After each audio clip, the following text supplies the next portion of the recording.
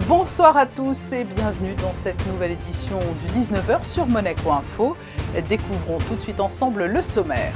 C'est sous les yeux de la famille princière que des jeunes rugbymen venus du monde entier ont participé aujourd'hui au traditionnel tournoi Sainte-Dévote au Stade Louis II. Le parrain de l'édition 2022 était le rugbyman français Mathieu Bastaro et il sera notre invité dans ce journal. Nous reviendrons sur la belle deuxième place provisoire au classement général du championnat de France de football conquise hier soir par les joueurs de l'ASM-FC après leur victoire 2-1 face à Lille. Le passage à Monaco de la flamme du soldat inconnu, une cérémonie était organisée aujourd'hui devant le monument aux morts du cimetière. Tout au long du week-end, il est possible d'admirer au chapiteau de Fontvieille de très nombreuses races de chiens. Ces derniers se sont mis sur leur 31 pour que leur élégance soit distinguée. La présidente de la société canine, Mélanie-Antoinette Demassy, nous présentera l'événement. Et puis que la force soit avec eux, il est désormais possible de s'initier à un art martial tout droit sorti de la plus mythique des sagas de science-fiction, Star Wars, le sabre laser. Reportage à suivre. Au-delà de ces programmes d'apprentissage de la natation et du sauvetage en milieu aquatique, notamment la Fondation de la Princesse Charlène promeut également les valeurs du sport comme facteur d'éducation et tout particulièrement le rugby, un sport cher au cœur de la princesse. Cette dernière, accompagnée de son mari, le prince Albert II, et de ses enfants, le prince héréditaire Jacques et la princesse Gabriella, a donné le coup d'envoi ce matin du tournoi Sainte-Dévote. Des jeunes rugbymen venus du monde entier et pour les plus lointains d'Amérique du Sud, d'Équateur, se sont affrontés dans un esprit sportif, bien sûr, sur la pelouse du Stade Louis II. Pour les encourager et partager sa passion du rugby avec eux, le parrain de la compétition était Mathieu Bastaro, l'international français passé notamment par le Stade français et Toulon et évoluant aujourd'hui à Lyon. Il est notre invité. Bonsoir. Bonsoir. Vous êtes de retour à Monaco. Vous aviez déjà été l'ambassadeur du tournoi Monaco Sevens. Vous ressentez cette envie de faire de Monaco une nouvelle terre de rugby. Alors sur une ligne horizontale, il y avait le sud-ouest, Toulon un peu plus près de nous et bientôt Monaco. Oui, effectivement, j'étais déjà présent pour l'édition du Seven l'année dernière. Et c'est vrai que quand on m'a demandé d'être le parrain de ce tournoi, j'ai accepté volontiers parce que je trouvais ça formidable qu'il puisse avoir un tournoi international pour des jeunes joueurs à Monaco. Et en plus, voilà, je ne suis pas loin, j'habite Toulon, donc c'était le moyen de faire un petit crochet ici. Il y a tous ces jeunes venus du monde entier autour de vous. Quel message vous allez leur faire passer au-delà des encouragements et du modèle que vous pouvez représenter pour eux? De tout simplement profiter de ce moment, de se régaler parce que moi je me souviens ces tournois-là quand j'étais jeune, c'était juste un pur plaisir et de profiter. Ils ont la chance d'être dans un super stade, un stade historique. Donc voilà, ils ont juste à profiter de cette expérience-là. Vous avez commencé au même âge qu'eux ou plus jeune encore? Non, moi j'ai commencé très jeune. J'avais 5 ans et demi. Donc j'étais encore un bébé, on va dire, mais grand par la taille.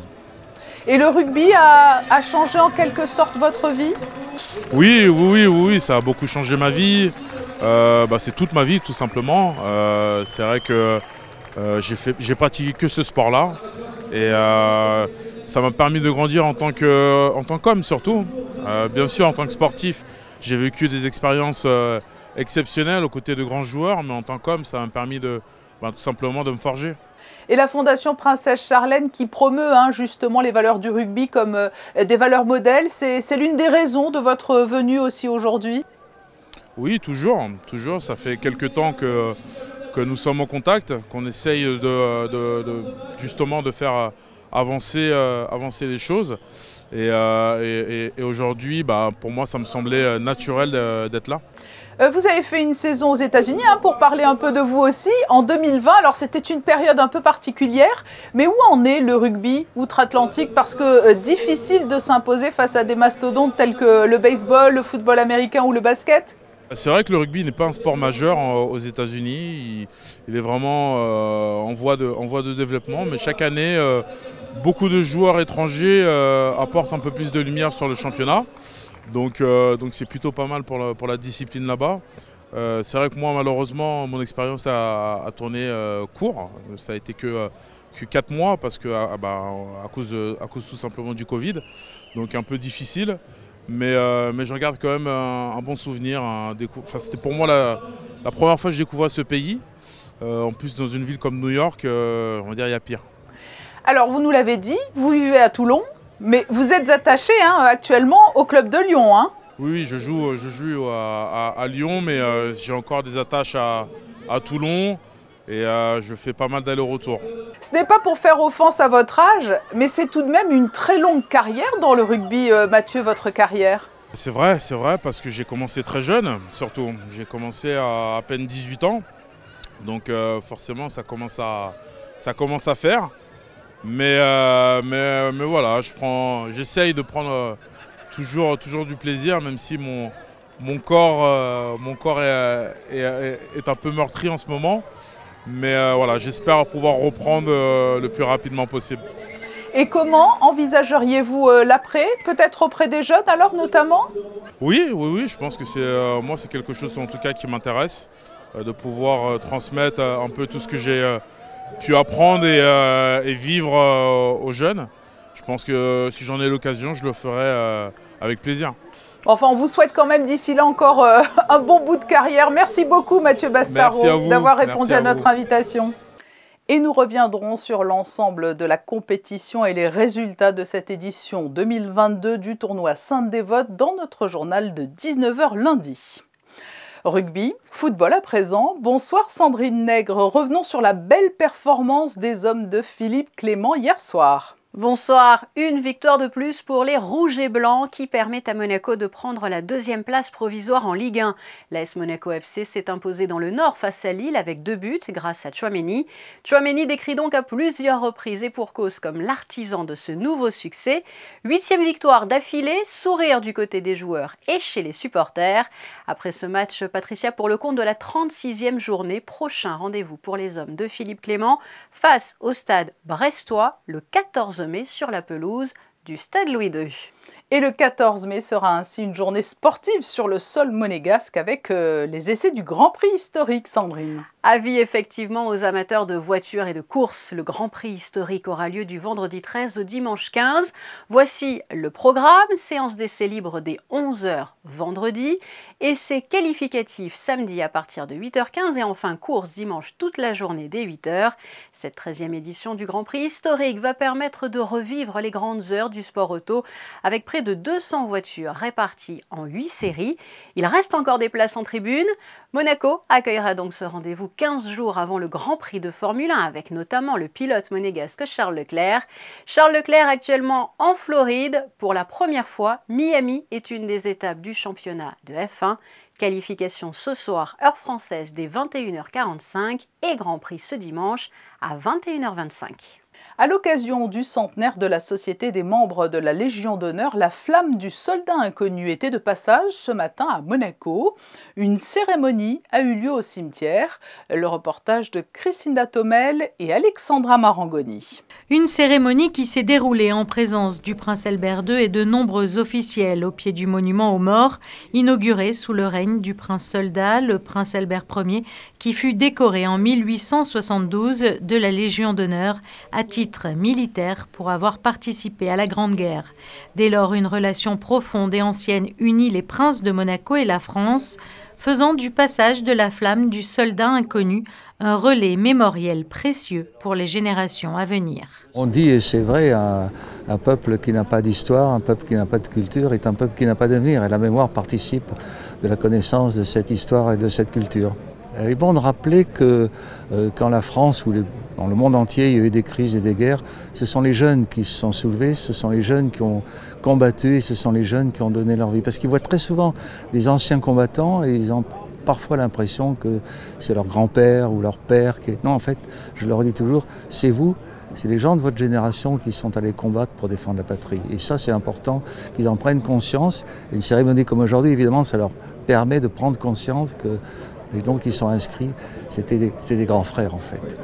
Un devoir de mémoire qui demeure plus que jamais indispensable. C'est pourquoi l'action de la Société des membres de la Légion d'honneur de Monaco œuvre quotidiennement pour que le flambeau des valeurs qui ont forgé l'histoire soit parfaitement transmis. Le premier mot, c'est honneur. Après, il y a effectivement la patrie, les valeurs qui transcendent l'âme humaine, ce qui n'est pas, j'allais dire presque ce qui est contraire à l'individualisme, la solidarité, une des valeurs chères de la Société des membres de la Légion d'honneur, c'était au départ l'entraide, effectivement, une des missions. Donc ce sont ces valeurs-là qui sont chères à la Légion d'honneur. Un événement qui rendait aussi hommage à tous les soldats qui ont servi sous le drapeau français et qui ont été distingués de la Légion d'honneur en raison de leur mérite personnel, ainsi qu'au sacrifice des 258 combattants de la principauté tombés au champ d'honneur durant la Première Guerre mondiale. Une cérémonie de la flamme du soldat inconnu qui nous conduit à ne pas oublier que l'histoire reste malheureusement tragique et que rien ne garantit qu'elle ne se répète pas, et les événements actuels nous rappellent aussi que la paix n'est jamais acquise. C'est une manifestation qui réunit des passionnés, mais qui a pour mérite aussi de séduire le public, petits et grands. L'exposition canine internationale se tient jusqu'à dimanche soir au chapiteau de Fontvieille. Des chiens de toute race et de tous âges, avec notamment les tranches irrésistibles des plus jeunes Minor Puppy et Puppy. Preuve de la renommée dont bénéficie ce rendez-vous monégasque, le président hongrois de la Fédération internationale canine s'est tout spécialement déplacé et fait partie du jury. Et nous sommes avec la présidente de la Société canine monégasque. Bonsoir Mélanie-Antoinette de Massy. Bonsoir, merci de m'accueillir. C'est une longue histoire de famille cette exposition canine, et c'est une tradition bien ancrée en principauté. Oui, en effet, c'est la princesse Charlotte qui l'a créée en 1927. Et par la suite, sa fille, donc ma grand-mère, la princesse Antoinette, avait repris la présidence, puis ma mère. Et c'est vraiment une tradition familiale. Tous les membres de notre famille aiment beaucoup l'expo, essayent de venir chaque année. Et je pense que vraiment les animaux en général et les chiens, oui, je suppose qu'on peut appeler une passion familiale. Alors en quoi consiste cette exposition? Ce n'est pas de l'agility, c'est un concours de beauté en quelque sorte. Oui, absolument. Nous avons 9 juges internationaux qui sont les all-rounders, ce qui veut dire qu'ils peuvent juger absolument toutes les races. Et ils jugent les races par rapport à des critères bien spécifiques pour chaque race. Donc. Quels sont les critères justement de notation? Ils regardent la façon dont le chien se tient, la façon dont il marche, dont il court. Et puis plus en détail, ils vont regarder la longueur des oreilles, la longueur des pattes, ils vont même regarder les dents souvent. Et pour voir, ils choisissent vraiment le chien qui va être le plus parfait, j'ai envie de dire, par rapport aux critères de la race. Et combien de chiens attendez-vous surtout ce week-end? Alors nous avons 1130 chiens en compétition, avec 181 races représentées, venant de 23 pays, beaucoup des pays européens, mais nous avons également des éleveurs cette année qui viennent d'Argentine, du Chili, d'Indonésie par exemple. Et chaque année, je crois qu'il y a une race qui est mise à l'honneur. Alors quelle est-elle cette année, ou quelles sont-elles plutôt? Je crois qu'il y en a plusieurs.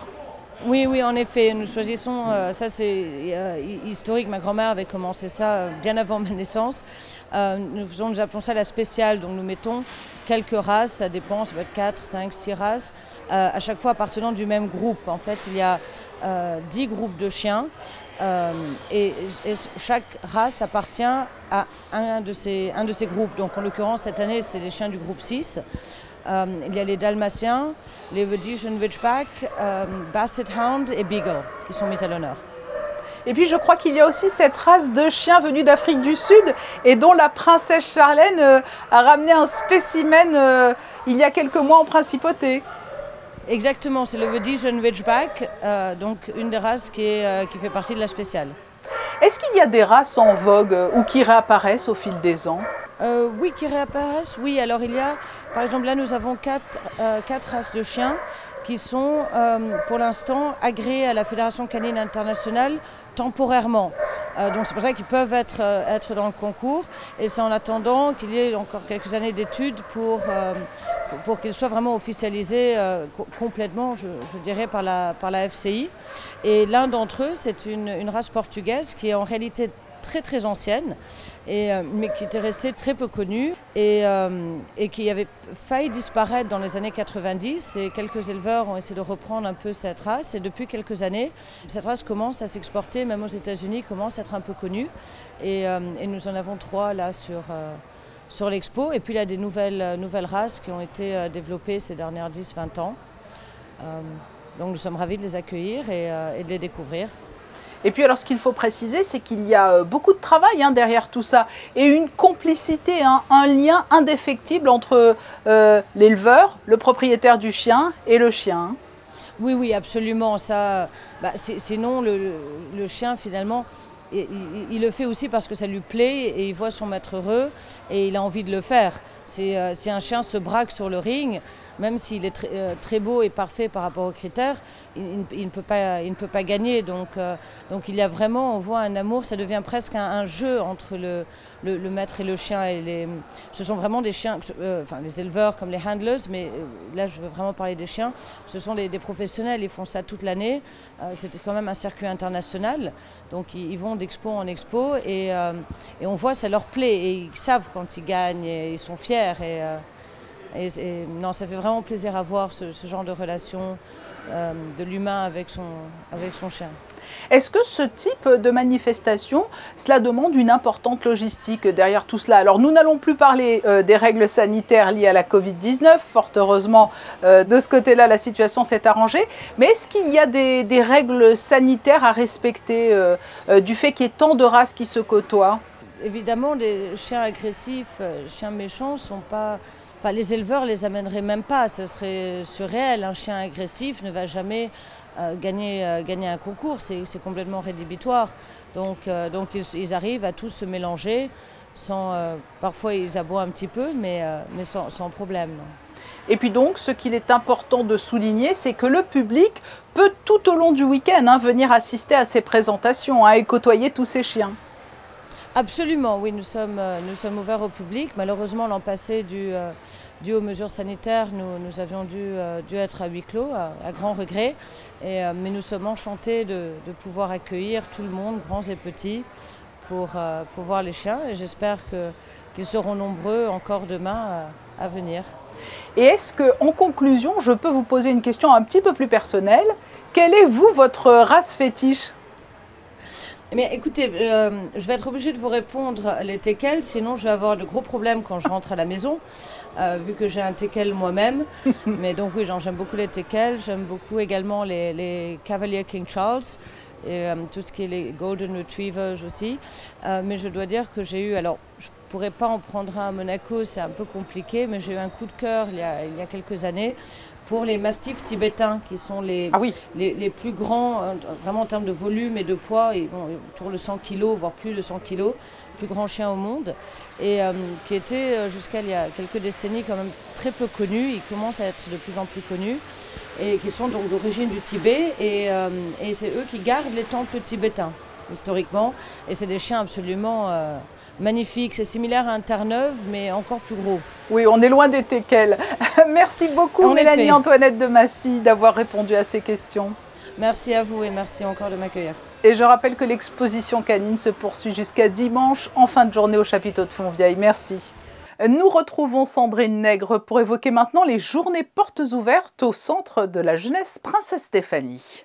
Sébastien Loisel, son directeur, était justement notre invité il y a quelques jours. Il avait annoncé cette journée afin de présenter toutes les actions passées et futures du centre. Eh bien, c'est chose faite.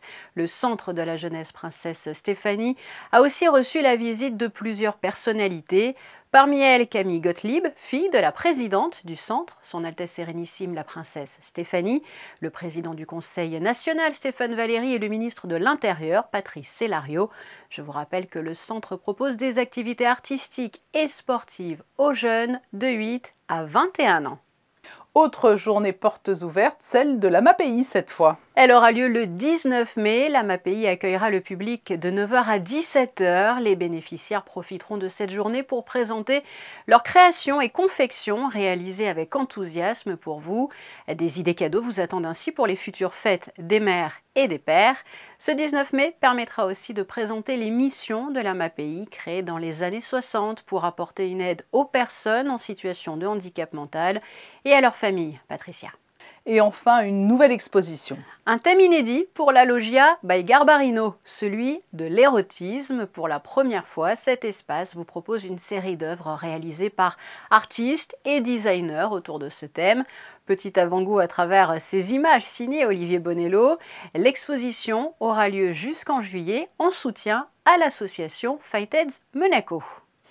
Adressons-nous à présent à tous les fans de la saga Star Wars. Qui n'a jamais rêvé de réaliser pour de vrai des combats de sabre laser? C'est aujourd'hui possible dans l'enceinte du Stade Louis II. La discipline a intégré il y a 3 ans la Fédération française d'escrime de manière officielle. On retrouve Alexandra Pani qui a testé pour vous cette pratique pour le moins originale. Vous reconnaissez certainement l'arme que je tiens entre les mains. Elles nous ont tous fascinés. Lorsqu'on était plus jeunes, je suis justement au Stade Louis II en compagnie d'Éric Fromager, maître d'armes. Expliquez-nous un peu ces cours surprenants qu'on peut découvrir ici avec vous. Bien sûr, il y a une référence à Star Wars, on ne peut pas le cacher. Ne serait-ce que l'arme, donc je la décris. Polycarbonate, ça veut dire qu'elle est résistante au coup. Certes, il y a des lumières avec toute la codification qu'on verra plus tard pour certains, mais ce n'est pas ça le but. Le but, encore une fois, c'est d'arriver au combat. Toucher un adversaire sans se faire toucher. Le principe est très simple. Donc cela va être codifié. Et dans l'entraînement, dans la façon de faire, on va bien sûr être référencé souvent aux épisodes de Star Wars, mais on reste dans l'idée du combat. Le 4e arme officielle de l'escrime, plusieurs types de combats sont recensés. Le combat sportif entre 2 adversaires qui essaient de toucher l'autre sans se faire toucher, mais aussi le combat chorégraphié qui est lui plus inspiré de l'univers de science-fiction. Contrairement aux autres disciplines de l'escrime, le sabre laser ne se pratique pas en ligne, mais dans l'enceinte d'une arène. Une discipline qui débarque tout juste à Monaco. Elle est accessible dès l'âge de 15 ans en moyenne et l'on débute avec l'apprentissage des mouvements de base. Descendante, fais le tour. Et main droite, pareil. Si on était sur main droite, on serait descendante longtemps. J'ai besoin d'encore quelques heures de pratique, contrairement à certains qui maîtrisent déjà la discipline depuis plusieurs années. J'ai découvert très tôt, avec mon frère, donc à l'âge de, je dirais, une dizaine d'années, donc c'était il y a 6 ans. Qu'est-ce qui me plaît dans le sport? Tout petit, j'étais déjà un grand fan de la saga Star Wars, mais au-delà de ça, j'ai toujours aimé les sports de combat. Ça va faire une dizaine d'années que je fais de l'escrime, et quand j'ai découvert cette nouvelle discipline, c'était juste de la joie, parce qu'on alliait là une passion qui était celle du sport, et un rêve d'enfant, donc c'était génial. Comme ça. Oui. Pas d'attaque en pointe, c'est pas mal. Je reprends, on sort pas de cercle par contre. Si vous aussi vous êtes séduit par cette nouvelle discipline, sachez que les inscriptions sont ouvertes. Renseignez-vous directement auprès du club d'escrime. Pas d'épisode de la saga Star Wars à l'affiche le 10 mai de la prochaine projection de l'Institut audiovisuel, mais un film culte lui aussi, Elephant Man. Et pour nous en parler, Vincent Vatrican et Fabien Bonilla. Vincent Vatrican, bonsoir. Bonsoir Fabien. Aujourd'hui, on s'attaque à un monstre sacré du cinéma, Elephant Man de David Lynch. C'est un film en noir et blanc de 1980. Ça vous va quand je dis un monstre sacré du cinéma? C'est trop fort. Le film ou le réalisateur? Alors, le film, pour commencer, le film. Est-ce que c'est un monstre sacré? C'est un sacré film de monstre. Oui, déjà. Oui, c'est un film qui, sans doute, a traumatisé les gens qui l'ont vu à l'époque. Et en même temps, je pense que c'est un des films les plus intelligents sur la représentation de la monstruosité à l'écran. Évidemment, tout est une question de regard, et le parcours du film et du spectateur dans ce film, conduit par David Lynch, c'est justement de l'amener a porté sur cet Elephant Man, le héros du film, John Merrick, donc qui est un personnage né difforme, d'avoir le regard qui change tout au long du film pour avoir un regard tout à fait humain et bienveillant sur cette personne. C'est un film extrêmement bien joué par John Hurt et Anthony Hopkins. Oui, performance absolue. Alors d'un côté évidemment parce que John Hurt qui joue Elephant Man est évidemment grimé. Rappelons quand même, et c'est une des prouesses du film, que pendant un long moment son visage est totalement masqué par un voile jusqu'à ce qu'on découvre son visage. Donc là aussi, le dévoilement...